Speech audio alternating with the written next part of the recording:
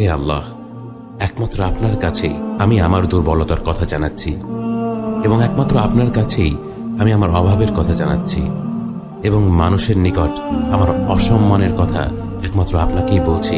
হে আরহামার রাহিমিন, আপনিই তো প্রতিটি দুর্বল ব্যক্তির রব, এবং আপনিই আমার রব। আপনি কার কাছে আমাকে ছেড়ে দিলেন? এমন অচেনা মানুষদের কাছে যারা আমার ক্ষতি করতে চায়, নাকি এমন শত্রুর কাছে যাকে আপনি আমার চেয়ে অধিক শক্তি দিয়েছেন?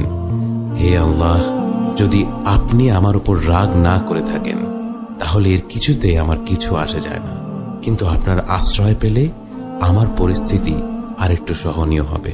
হে আল্লাহ, আমি আপনার চেহারার নূরের কাছে আশ্রয় চাই, যা সব অন্ধকারকে উজ্জ্বল করে দিয়েছে, যা দুনিয়া এবং আখিরাতের সব বিষয়ের সংশোধক।